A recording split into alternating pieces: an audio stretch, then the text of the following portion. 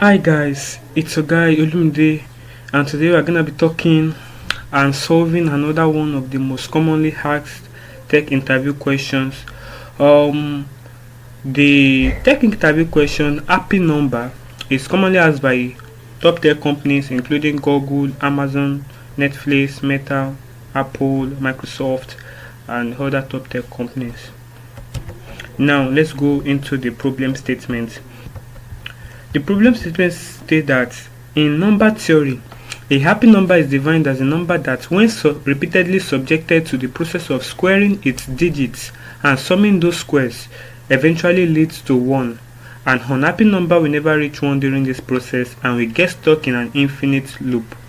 And the continuation says that given an integer, determine if it is a happy number. What they're trying to tell us here is that a happy number is a number whereby in the process of repeatedly summing the square of each digit of the number, we are gonna arrive at 1. So look at this number for example 23.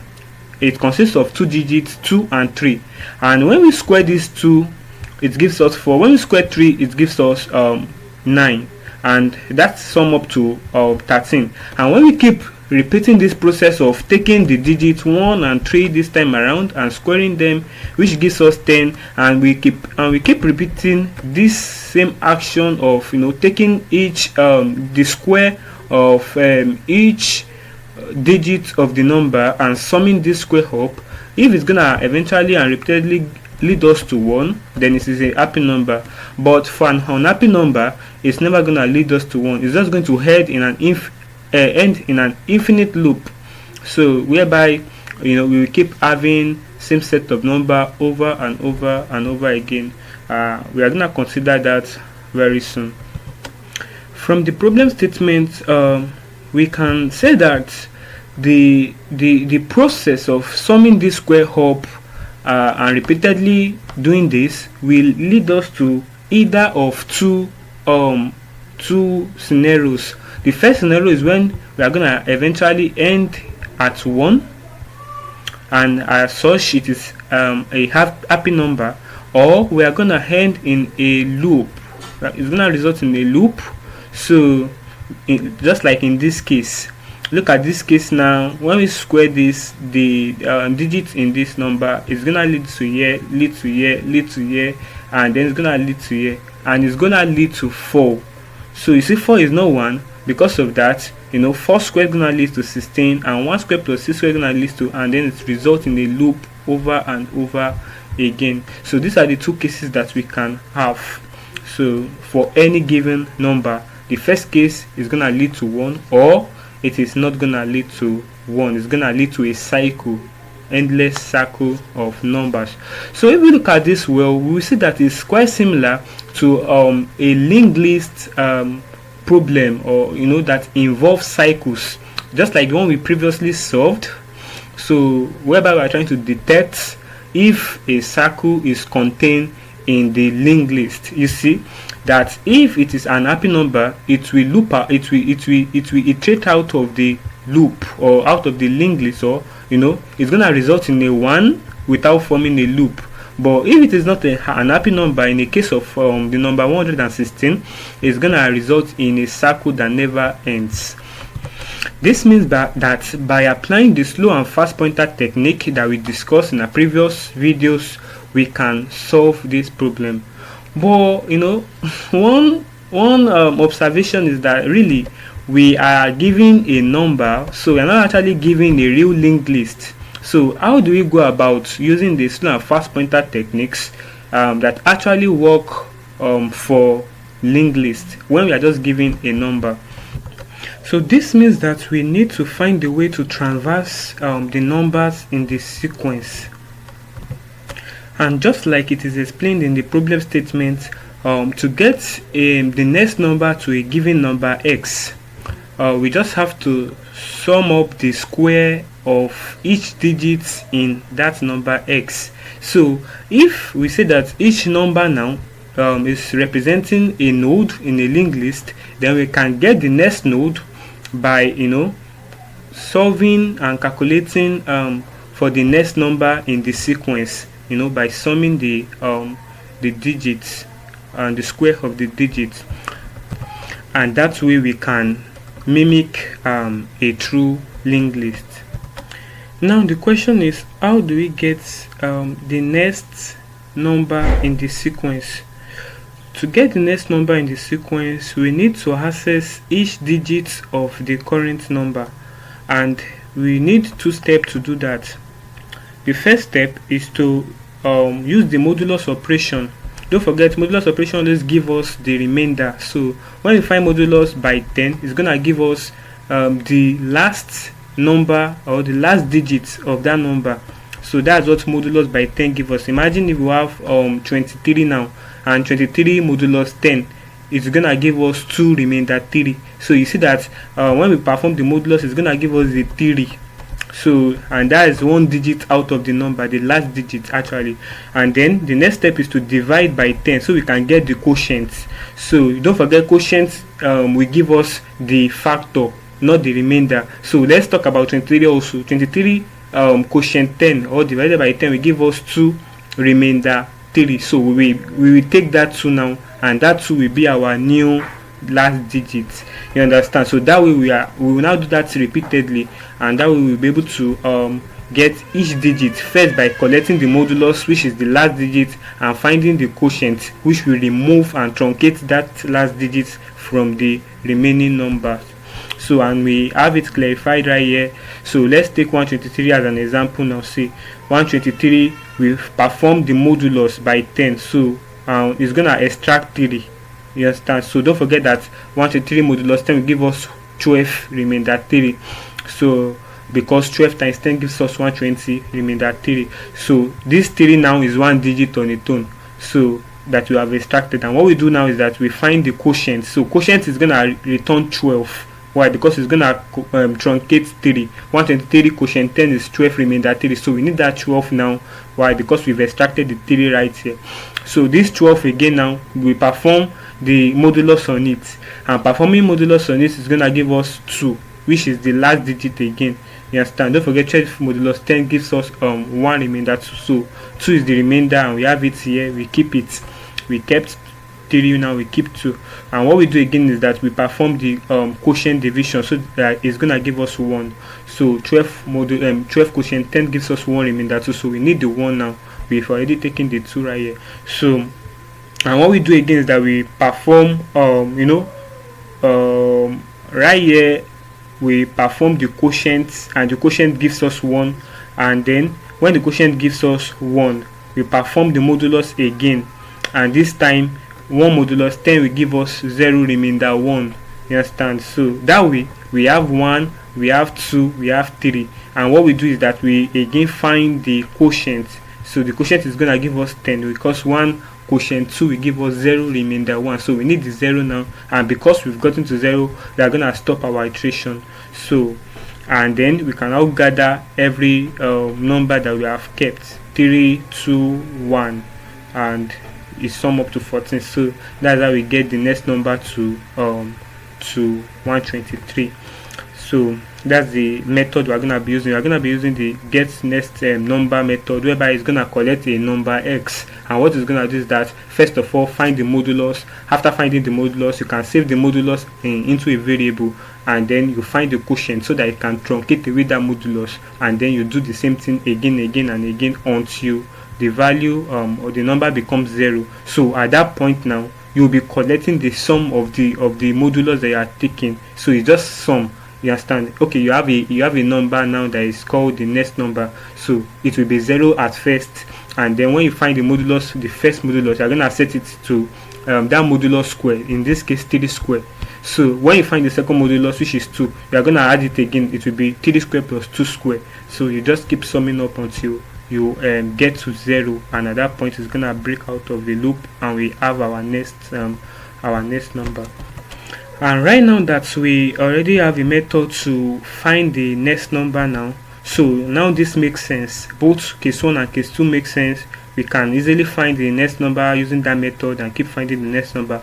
And now we can use the fast and slow pointer that we talked about. So, and what we do is that we're going to create 2 pointers. We're going to place it at the first number, and what we do is that we are going to call get next number, the method, on the slow pointer just once, so that it's gonna get us this, you understand. So but we're gonna call the get next number on the fast pointer 2 times, so that it's gonna be 2 times ahead. So, and once the fast pointer can get to 1, in this case we are gonna call it again, and then when we call it on the slow pointer, we first call it on the slow pointer, so it gets us this number. When we call it on the fast pointer, we call it twice. It's gonna get us this first, it's gonna get us this again, you understand. So the difference is that we are calling it on the slow pointer once, we are calling it on the fast pointer twice, and we are doing that again and again until the fast pointer gets to 1, you understand. So the fast pointer, although it is here, is gonna get to 1, you understand, and because we are calling it twice, it's still gonna get to 1, because the square of 1 is 1 square plus 0 square is still 1. So you understand. So once our fast pointer can get to 1, we return true. It is an happy number. But it is a happy number. But in a situation like this, whereby it is not a happy number, we see that what the slow pointer is gonna keep moving at 1 pace, the fast pointer is gonna keep moving at 2 pace, you understand. So slow pointer is gonna move from here to here, and fast pointer is gonna move from here to here, and they're gonna keep moving. And if you understand the previous video that we did, they are definitely gonna catch up, you understand, with each other. Why? Because the fast pointer is moving 2 times as fast as the slow pointer, or the slow pointer is moving at half the speed of the fast pointer. So and since they are moving in a circular track, I mean in a situation whereby it is not an happy number now, since they are moving in a circular track, it will get to a point whereby the fast pointer is gonna meet up with the slow pointer, because it's gonna be reducing the distance between them by 1. Why? Because the slow pointer is moving at half the speed of the fast pointer. So imagine now if the slow pointer is here, and the fast pointer is here, for instance. So slow pointer is at this point. Let me represent slow pointer here and the fast pointer at this point now. So we will see that by the time we perform another iteration, the next iteration, slow pointer is gonna come here now, and it's gonna become red. So while the fast pointer is gonna come here and become here, it's gonna become green. So let me remove this one now. So right now you see that the next iteration again, slow pointer is gonna come here and become red, while the fast pointer is gonna move away from here, it's gonna come here. Now you see that now at this point the distance has been reduced by 1. Previously it was around here, while the slow pointer was around here. So, and the distance there is 2. Now look at it, the fast pointer is here, the slow pointer is here. So in the next iteration they will definitely move, because it's gonna reduce the distance by 1, and at that point they're gonna meet. So at this point slow pointer will come here, so moving by 1 here, and the fast pointer will come right here as well. So don't forget, it's gonna take 2 steps, and it's gonna come right here. So, and that's how they are gonna meet. So you understand. So we used to call this the Floyd cycle algorithm. So Floyd cycle algorithm, and that's what we are just using, and you understand. So we're gonna be going to the code implementation now. So don't forget, let me quickly summarize it. So what we want to do is that we want to place slow pointer and the fast pointer at the same number, the given number that is given to us, and then we are going to advance the slow pointer 1 number at a time by calling the get next number function. You understand? By calling it only once for the slow pointer. We are going to advance the fast pointer 2 times by calling the get next number 2 times for the fast pointer, 2 times at a time. Or let me say 2 call at a time. Why for the slow pointer? Just 1 call at a time. So if either the fast pointer gets to 1, or the fast pointer, if the fast pointer gets to 1, definitely is a happy number. But in a situation whereby the fast pointer never gets to 1, there's high probability that it is gonna form a cycle, and very soon the slow pointer the fast pointer is gonna catch up with the slow pointer, and at that point we will return null. So you understand. So 2 conditions now. The fast pointer gets to 1, or it doesn't get to 1, but they meet. So if they get to 1, it's a happy number. If they don't get to 1, definitely they will meet someday and will return false. Now let's get into the code implementation. We are having the we are going to be calling our function the happy number. So, and the function is going to be collecting a number which is an integer, and that's all it's going to be collecting. So it's going to be returning a boolean that's going to tell us if it's an happy number or not.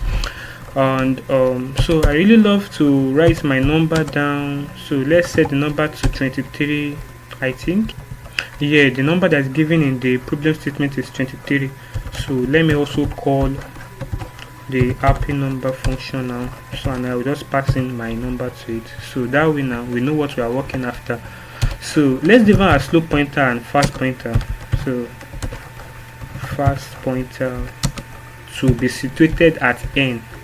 You understand? So n just look like a node now. So far we know how to calculate the next number in the sequence, which represents the next node in the linked list. So you understand, it's logic. So we are just using logic there now. So, and since we have set slope pointer while true, we have not been using while true. You might be wondering why we are using while true. So the reason is because in our subsequent videos you will see that we used to say why this is less than this, why fast, why slow, why fast dot next. Is because at those points we are using those things as references that okay, once fast becomes null or once fast becomes something or 0, we should loop out. But at this point we already have the conditions. We already define the condition whereby they will loop out in such a way that there is no how they are gonna loop out even while true.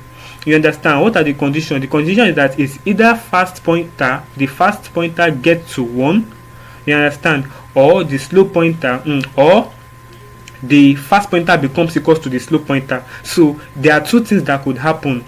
You understand? Right from the problem statement is that we get to a 1 or we never get to any. It just results in a continuous loop. So if we get to 1, we understand 1 are return true. But if it results in a continuous loop, definitely our algorithm, which is the fast and slow pointer technique, the Floyd cycle technique that used to rotate in a cycle, you understand, with the fast pointer moving twice as fast as the slow pointer, is gonna get in touch with the slow pointer and we are gonna return false. So that's why we are so loose with that while true right there. We just wanted to continue.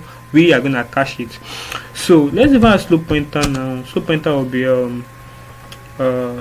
let's call this function, we'll be saying get next number. So we will define a function that will help us to get the next number, so of n, and our fast pointer, you see that we called get next number once, but now get next number we're gonna call it twice. So get next number of n, so this is one call now. So anything that it return, we're gonna call it again, get next number. So that means we are calling it twice now. So you see, and now we want to check if fast is equals to 1. If it is, we want to return true. So, but if it is not, we are gonna check again if slow is equals to fast. That is, if they get in touch and they reference the same number, definitely it is a cycle, and we're gonna return false. So right here, sorry, we should return true. So we are returning true here according to the problem statement. So otherwise we return false, and then that's all. You understand? So now let's define our get next number. I hope you understand that aspect. So you see, we cache it. If two things are starting to happen, either one of two things are starting to happen, either fast become 1 or fast does not become 1, but eventually slow catch up with fast catch up with slow, and at that point it is a cycle. So we're gonna return false. But if fast becomes 1, we're gonna return true, because in fact if fast can result to 1, that's the end of the loop, because 1 square will always give us 1. So get next number,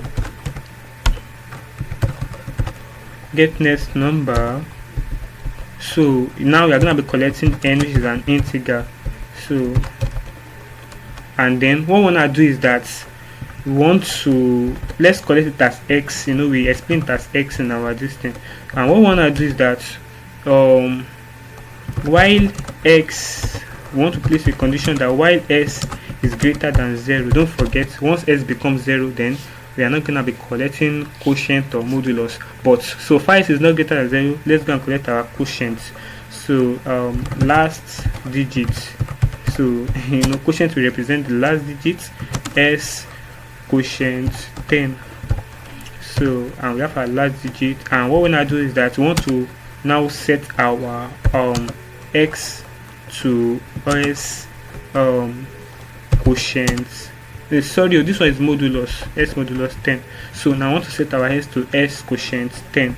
So this way now is gonna truncate that last digit that was removed here. Why we have to do it one at a time is because, you see, number strings, all of those things are immutable. You can't change them in place, so we have to just create a new variable to reference a new object in the same variable to reference a new object in memory. So that's why we first of all remove it here, and then we now reset s to that updated set of digits or numbers. So now what we now do is that after this, so we want to take our next number. So we're gonna be defining a next number now. So it's that next number that will be keeping charge of the, or keeping count of the numbers of the sum of the squares. So don't forget that this is one digit that we have here now. Last digit is one digit that we extracted, and next number plus will be equals to digit, or last digit, supposed to be last digit times 2. So times 2, which means power. So we find the square, we sum it up with our next number, then we go on to extract the next number using the modulus. Don't forget that we are updating our x this way, so very soon s is gonna get to 0, and at that point we can return the next number. So, and simply that's all we have to do for now. Let's run the code and see. Alright, we made the a simple but important mistake right here. So we should be passing in the slow, so the slow and the fast right here, not n. N is static, and n is what slow and fast are referencing at first. And if you look at the visual in our logic, so the next number to slow is what we are interested in. So once we get the next number to slow, to be able to proceed to the next number again, we have to set it to slow. You understand? So slow need to be changing. It doesn't have to be a constant n every time, and similarly fast need to be changing at their own proportion. So we're not gonna set slow to fast here, we're not gonna set fast to slow here, because they have to be moving on their own respective proportion. So when we get the next number to the slow, which is initially at n, we are gonna set it to slow. That is our new slow now. You understand? So that's how we need to solve the problem. Let's run it now. And right here we have the true returned here and returned here. So you see, so that's how we solve this problem.